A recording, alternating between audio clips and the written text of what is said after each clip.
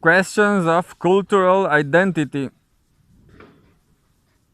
edited by Stuart Hall and Paul Duguay.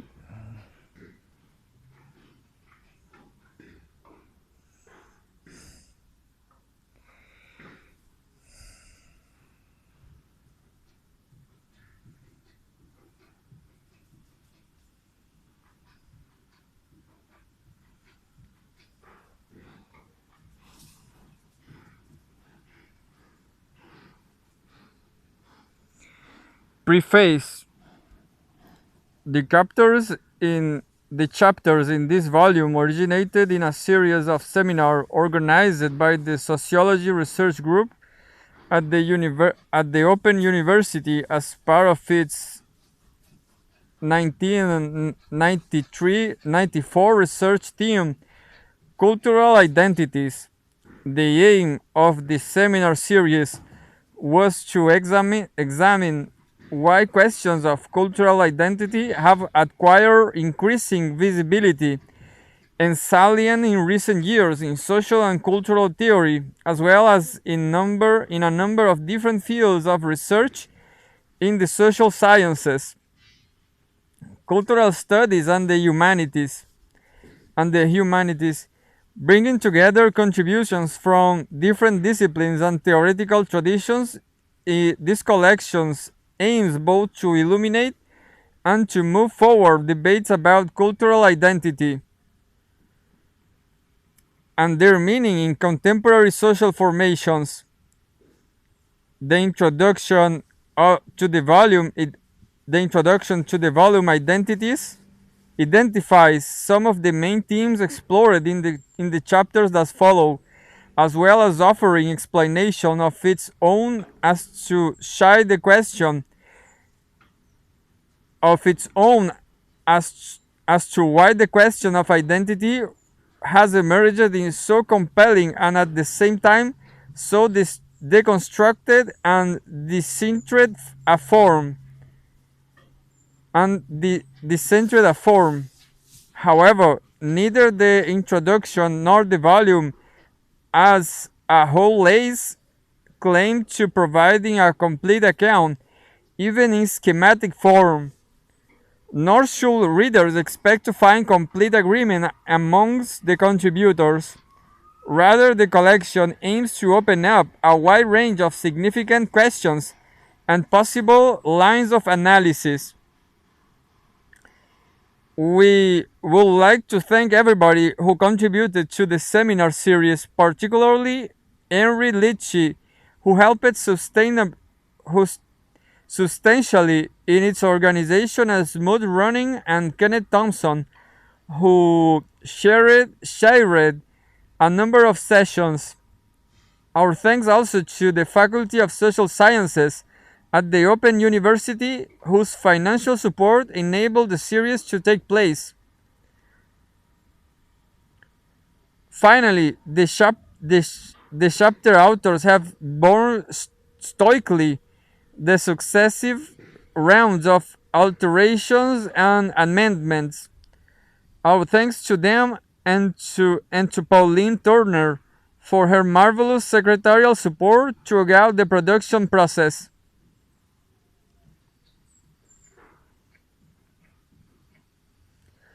One. Introduction. Who needs identity? Stuart Hall. There has been a veritable discursive explosion in recent years around the concept of identity, at the same moment as it has been subjected to a searching critique. How is this paradoxical development to be explained? And where does it level us with respect to the concept?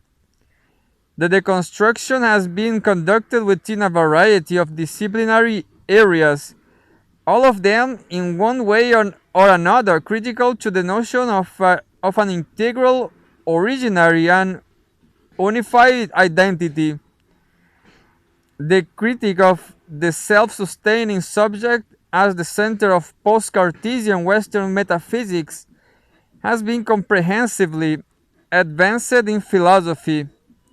The question of subjectivity and its unconscious processes of formation has been developed within the discourse of a psychoanalytically influenced feminist feminism cultural criticism.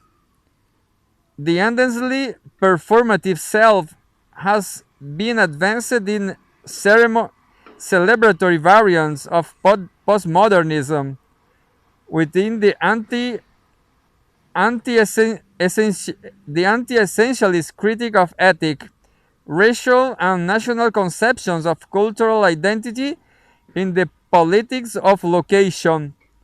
Some adventurous theoretical conceptions have been sketched in their most grounded forms.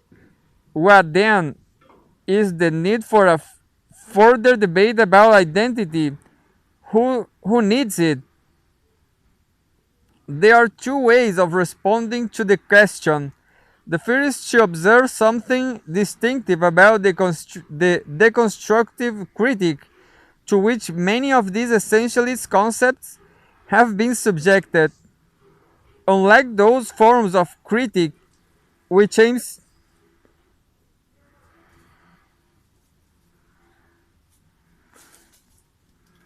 which aim to supplant inadequate concepts with truer ones, or which expire or which aspire to the production of positive knowledge, the deconstructive approach put key concepts under erasure. This indicates that they are no longer serviceable, good to think with, in their originary and unreconstructed form. But since they have not been superseded dialectically, and there are no other entirely different concepts with which to replace them, there is nothing to do but to continue to think with them, albeit now in their detotalized or deconstructed forms, and no longer operating within the paradigm in which they were originally generated. Hall 1995. The line which conceals them paradoxically permits them to go on being read. Derrida has described this approach as thinking at the limit, as thinking in the interval, a sort of double writing. By means of this double and precisely stratify this logged and this logged in writing, we must also mark the interval between inversion, which brings low what was high, and the eruptive emergence of a new concept, a concept that can no longer be and never could be included in the previous regime. Derrida, 1981. Identity is such a concept operating under erasure in the interval between reversal and the emergence, an idea which cannot be thought in the old way, but without which certain key questions cannot be thought at all. A second kind of answer requires us to know where, in relation to what set of problems, does the irreducibility of the concept identity emerge. I think the answer here lies in its centrality to the question of agency and politics. By politics, I mean both the significance in modern forms of political movement of the signifier identity, its pivotal relationship to a politics of location, but also the manifest difficulties and instabilities which have characteristically affected all contemporary forms of identity. Politics. By agency, I express no desire whatsoever to return to an unmediated and transparent notion of the subject or identity as the centered author of social practice, or to restore an approach which places its own point of view at the origin of all historicity, which in short leads to a transcendental consciousness. Foucault, 1970. I agree with Foucault that what we require here is not a theory of the knowing subject, but rather a theory of discursive practice. However, I believe that what this decentering requires, as the evolution of Foucault's work clearly shows, is not an abandonment of or abolition of the subject, but a reconceptualization, thinking in it, thinking it in its new, displaced or decentered reconceptualization, thinking, uh, thinking in thinking it in its new, displaced or decentered position within the paradigm. It seems to be it seems to be in the attempt to rearticulate the relationship between subjects and discursive practices that the question of identity recurs, or rather, if one prefers to stress the process of subjectification to discursive practices, and the politics of exclusion which all such subjectification appears to entail, the question of identification. Identification turns out to be one of the least well understood concepts, almost as tricky as thought preferable to identify itself, and certainly no guarantee against the conceptual difficulties which have beset the latter. It is drawing meanings from both the discursive and the psychoanalytic repertoire without being limited to either. The semantic field is too complex to unravel here, but it is useful at least to establish its relevance to the task in hand. I indicatively, in common sense language, identification is constructed on the back of a recognition of some common origin or shared characteristic which another person or group, or with an ideal and with the natural closure of solidarity and allegiance established on this foundation. In contrast with the naturalism of this definition, the discursive approach sees identification as a construction, a process never completed, always in process. It is not determined in the sense that it can always be won or lost, sustained or abandoned, though not without the determinate condition of existence, including the material and symbolic resources required to sustain it. Identification is in the end conditional, lodged in contingency. Once secured, it does not obliterate difference. The total merging it suggests is, in fact, a fantasy of incorporation. Freud always spoke of it in relation to consuming the other, as well as we shall see in a moment. Identification is then a process of articulation as suturing and overdetermination, not a submission. There is always too much or too little, an overdetermination or a lack, but never a proper fit, a totally. Like all signifying practices, it is subject to the play or difference. It obeys the logic of more than one, and since as process it operates across difference, it entails discursive work, the binding and marking of symbolic boundaries, the production of frontier effects. It requires that what is left outside its constitutive outside to consolidate the process. From its psychoanalytic usage, the concept of identification inherits a rich semantic legacy. Freud calls it the earliest expression of an emotional tie with another person. Freud 1921 1991. In the context of the Oedipus complex, however, it takes the paramental figure as both love objects and objects of rivalry, thereby inserting ambivalence into the very center of the process. Identification is in fact ambivalent from the very start. 1921, 1991, 134.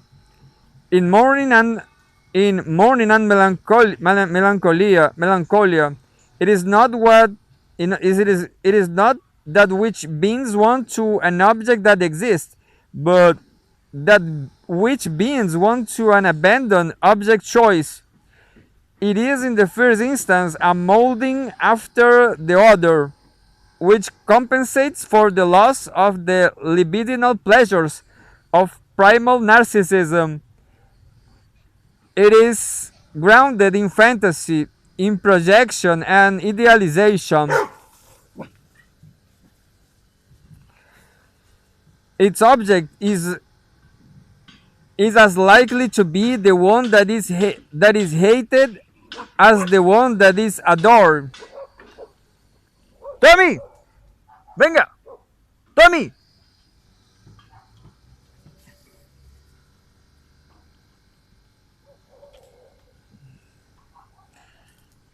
And as often taken back into the unconscious self as taking one out or oneself. It is in relation to identification that Freud elaborated the critical distinction between being and having the other.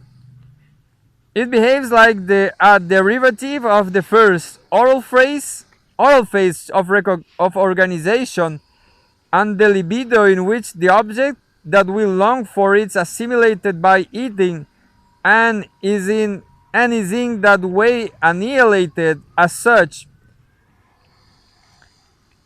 1921, 1991. Identification viewed as a whole. Laplanche and Pontel's 1985. No way a coherent relational system demands coexist within an agency like the superego, for instance, which are diverse, conflicting, and disorderly. Similarly, the ego ideal, composed of identifications with cultural ideals that are not necessarily harmonious. I am not suggesting that all these connotations should be imported wholesale without translation into our thinking around identity, but they are cited to indicate the novel repertoires of meaning with which the term is now being inflected. The concept of identity deployed here is therefore not an essentialist but a strategic and positional one. That is to say, directly contrary to what appears to be its settled semantic career. This concept of identity does not signal that stable core of the self, unfolding from beginning to end through all the vicissitudes of history without change, the bit of the self which remains always ready, the same, identical to itself across time.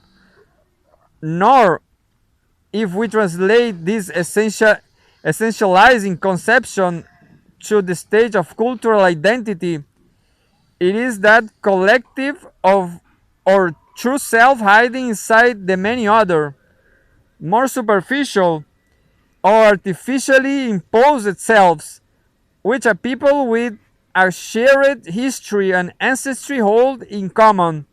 Hall 1990. and which can stabilize, fix, or guarantee an unchanging oneness or cultural belongingness, underlying all the other superficial differences. It accepts that identities are never unified, and in late modern times, increasingly fragmented and fractured, never singular but multiply constructed across different, often intersecting and antagonistic discourses, practices, and positions. They are subject to a radical historicization and are constantly in the process of change and transformation. We need to situate the debates about identity within all those historically specific developments and practices which have disturbed the relatively settled character of many populations and cultures, above all in relation to the processes of globalization, which I will argue are coterminous and with modernity.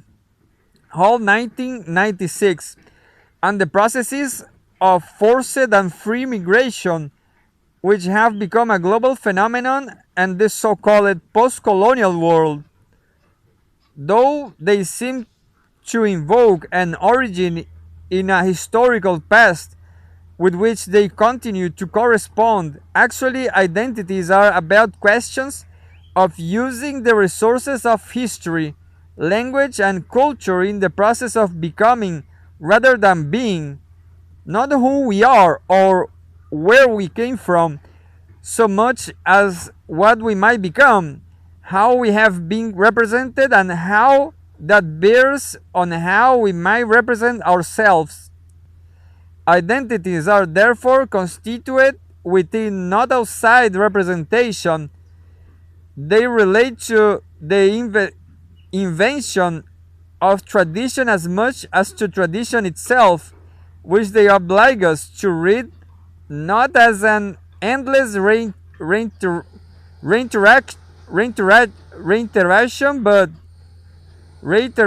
but as the changing same. Gilra 1994. Not the so-called return to roots, but a coming to terms with our roots. They arise from the narrativization of the self, but the necessarily fictional nature of this process is no way undermines its discursive material or political effectivity, even if the belongingness, the surrounding into the story through which identities arise is partly in the imaginary as well as the symbolic, and therefore always partly constructed in fantasy, or at least within a phantasmatic field.